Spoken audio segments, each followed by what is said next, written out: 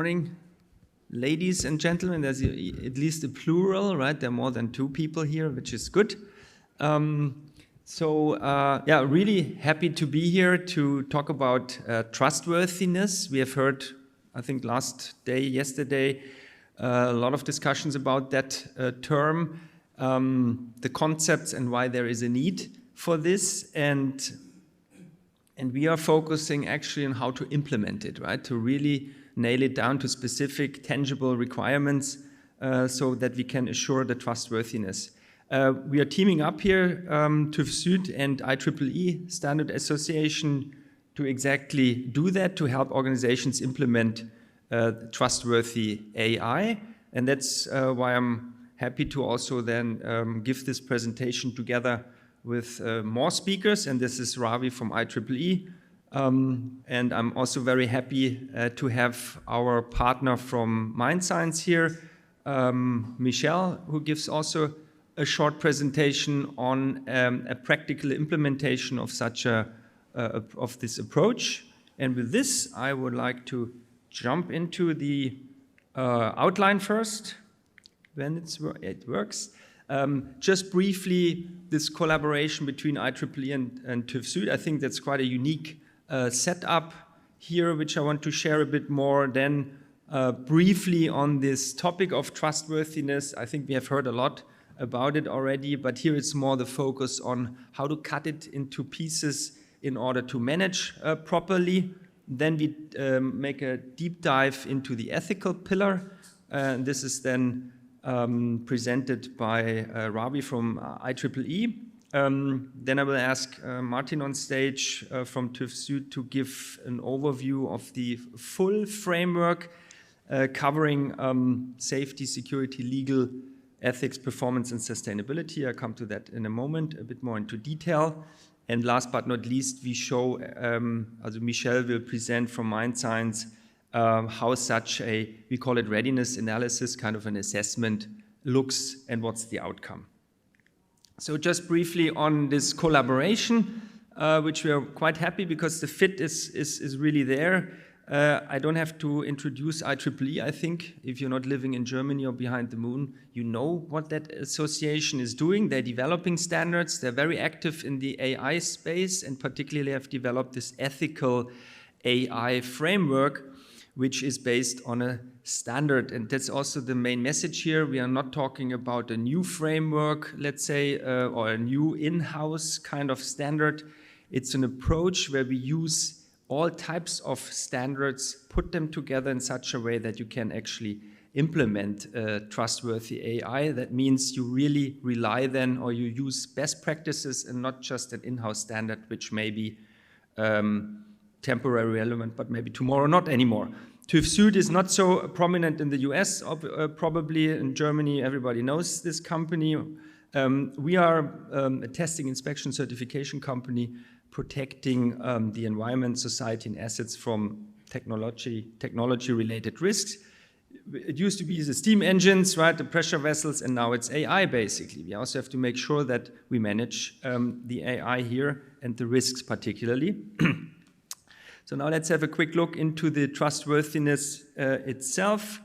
There are key elements. I don't go through a rigorous definition, but a few aspects I think are very critical to understand here. And lawfulness is one aspect, right? The legal aspect. With this, you basically ensure also market access, but on the other hand, you may have hefty fines and liabilities, particularly when the European Union AI Act kicks in. We see this has definitely a big impact. An ethical element, we have heard it yesterday also quite many times. Here it's about demonstrating the responsible use of it. But if you don't do it, you may have significant reputational damage and even shutting down your business to a certain degree. Robustness is another critical element here, so that your AI system does what it's supposed to do. You increase the acceptance, of course, on the user or consumer side when you can ensure the robustness. On the other hand, it may be very costly if it doesn't perform and is supposed to perform.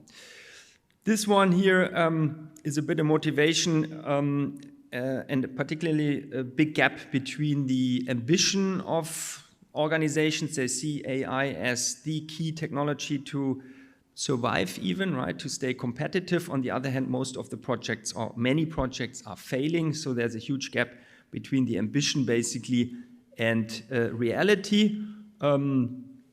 And one of these barriers is really the lack of trust, right? The black box still is an issue. Regulatory uncertainties. We have heard yesterday in each country, in each state, there's a certain regulatory framework popping up, so it's also not easy to navigate through this.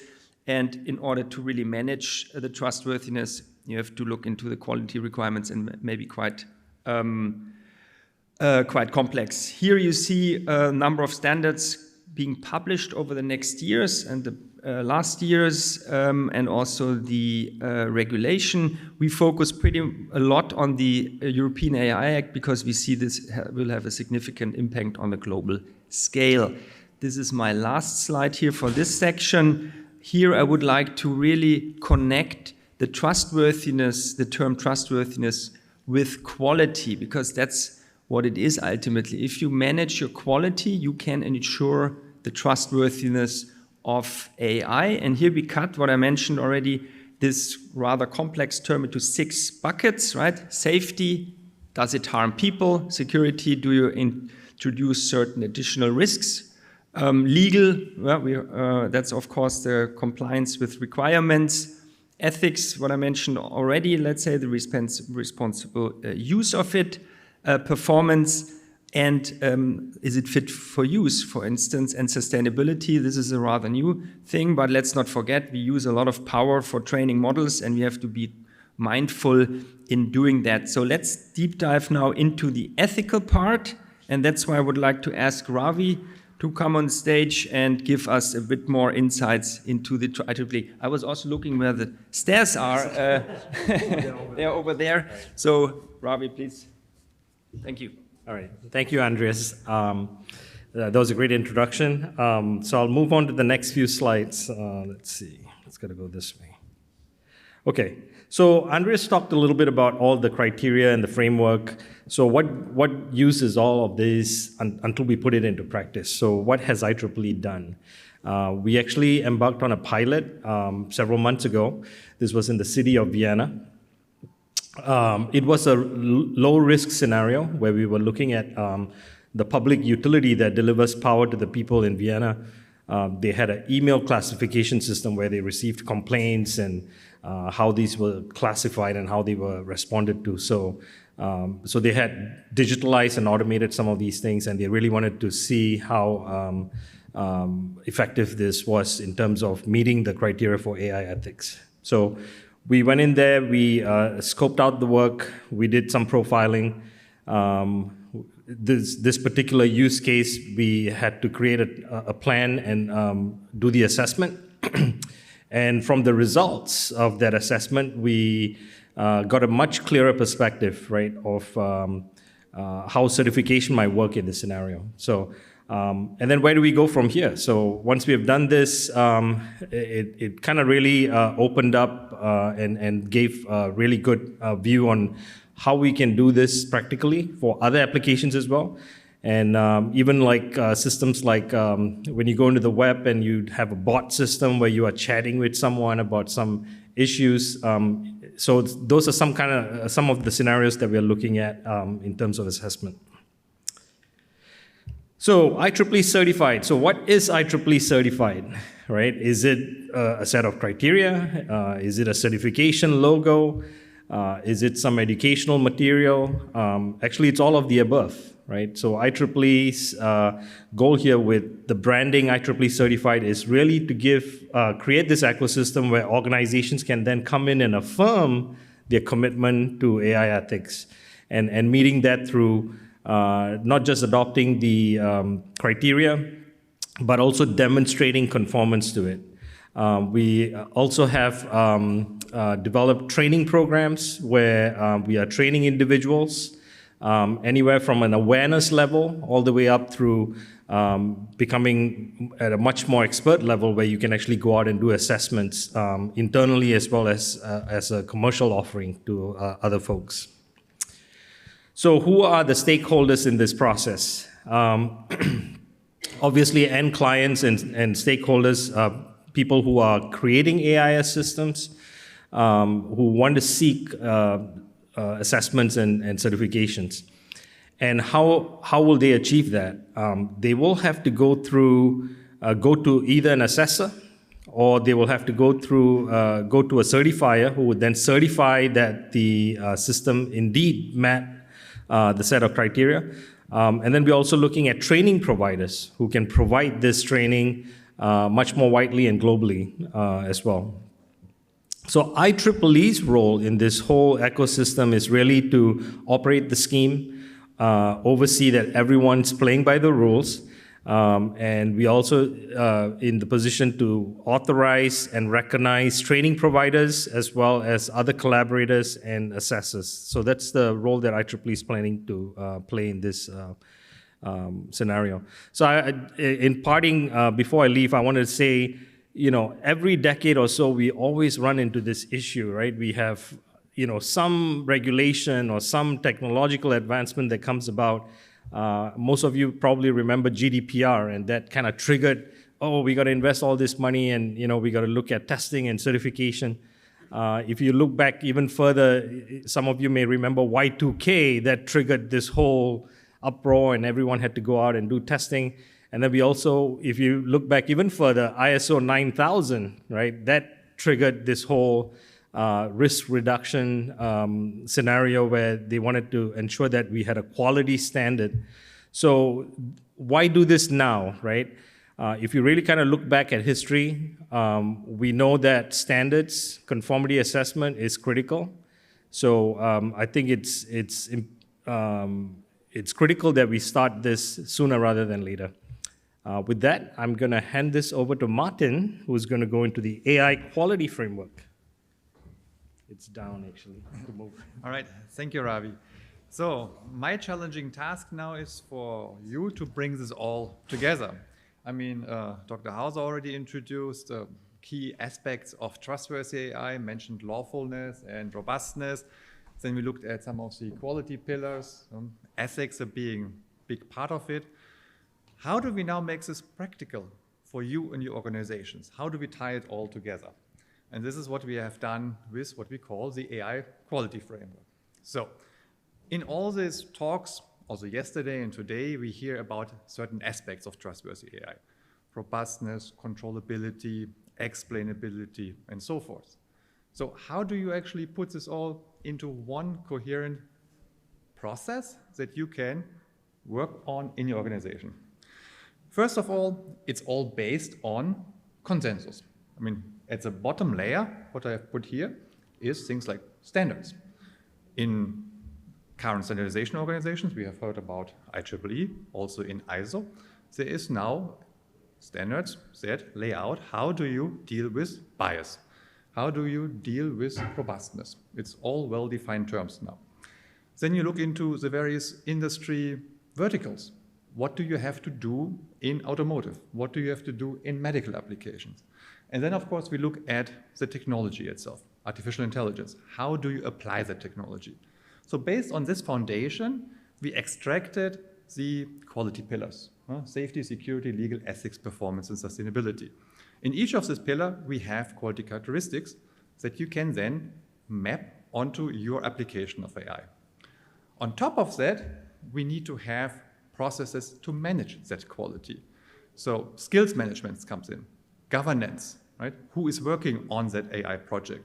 What do they need to know minimally, right? So all of this is then in the life cycle of it.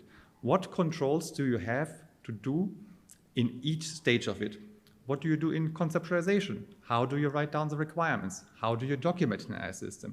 This is what we have then put together and make it available to you. So how do you apply that framework? In the end, from your side, there's two things you need. First of all, you need to have an idea of what your AI application is about, what it should solve, and what you want to do with it. Meaning, do you want to bring it to market? Do you want to commercialize it? Where do you want to commercialize it? Do you want to bring it to Europe? Then you need a CE mark, right? you need to have the proper certification to do that. If you need attestation of that you are a responsible company, maybe you need it for commercial aspects, maybe you want to do branding with it. So you need the intent and the need, what is the application about. With those two inputs, you can actually go into this framework, and what it does is it generates a risk profile for you. And that risk profile is the thing that you need to manage. You need to bring down that risk to an acceptable level. So it actually spells out for you, how do you establish a quality management system for your organization? And the moment you have the quality management system, you basically implement that, generate the evidence needed, and you can get then to audit and certification to show that you have met your requirements. From an organizational perspective, that might sound like a long journey, but we are here to help you in each step. First of all, for sure, there's training. When you don't know really what aspects do I need to consider, what does quality actually mean, how all these terms are defined, go for training. So we actually provide trainings for various stakeholders. If you're an AI practitioner or quality manager, there's trainings for you. If you happen to be the CEO and strapped short of time and you just want to know, okay, what are my personal liabilities? What are the liabilities for my organizations? And what do I have to delegate? There's trainings for you. And we have heard about the certified trainings are available for you. So take those opportunities and learn about it. Once you get started, I mean, most of the organizations that we have here in this conference, they actually have started embarking on AI. So what they do then is taking stock. Where are they? I mean, we have implemented a few robustness things, but is it enough? So then you go through a readiness assessment, and then we will hear about what this is about a bit later. Once you know where you are and you mature and you say, okay, now I want actually to go into the market commercialization, you need to become specific. You need to drill down in all of these quality requirements. And that is where we help you through a guided assessment. This is taking the risk profile, analyzing all the controls, and preparing you for audit and certification, which is the last step. Now, let me now focus a bit more on the readiness assessment, because a lot of these companies that we see here at this conference are at that stage. What is the objective for it? First of all, gain an awareness, right? What is it that I need to do and prepare? Learn about the standards, apply them into your organization. And we have made this as painless as possible for organizations. It's a streamlined one-day workshop where we have probes and develop the risk profile for your organization. With this risk profile, we also do a maturity assessment. And so we have broken down those key aspects of governance and what you need to do in your processes that you can run through.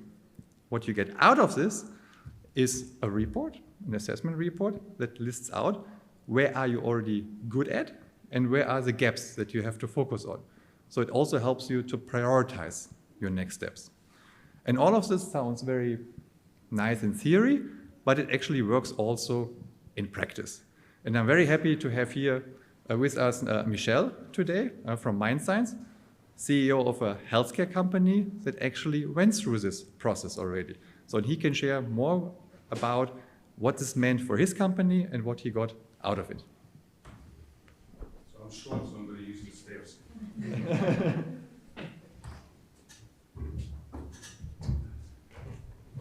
Press down for next. Okay, thanks. Okay, good morning.